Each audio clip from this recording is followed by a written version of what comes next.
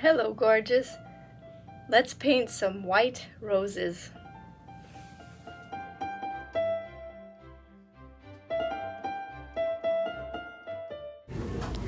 I'm working from real white roses that I collected from my grandma's garden.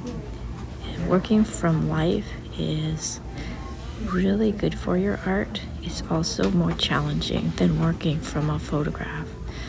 So I put a contrasting black and green background, and for the leaves I just put some basic block colors because I didn't want them to become too tight, and so I just kept them pretty loose. I started with yellow and then light green and then the dark green over it because these leaves and roses are backlit.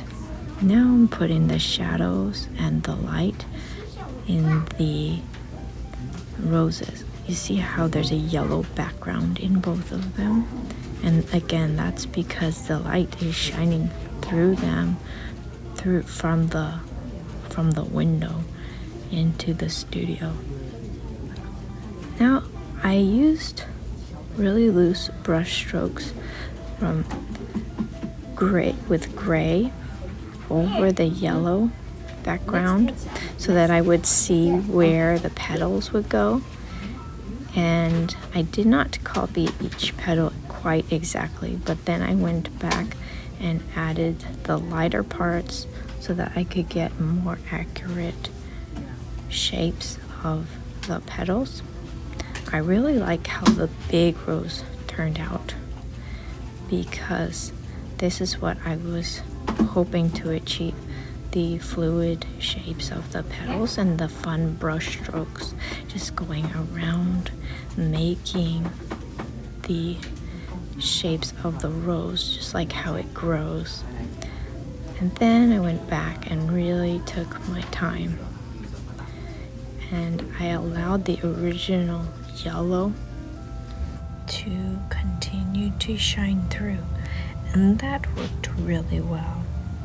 Now my biggest challenge painting these was the gray areas.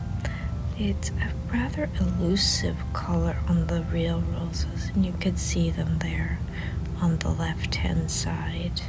So I painted this canvas and a couple smaller canvas boards because I feel like there's something more I can achieve with these.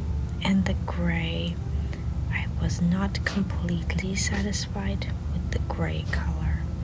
But then I look at the real roses, I'm thinking next time I try this, I'm going to try playing with some cream colors. And it looks like there still would have to be some gray, but really playing with some cream colors and the values of the yellow and cream to create the shadows. So that's my plan for next time. But for this one, I'm pretty happy with how dimensional it turned out, and especially this nice big rose. I really like it because it just flowed very nicely. So now you can watch me finish up this canvas and then paint two more smaller ones.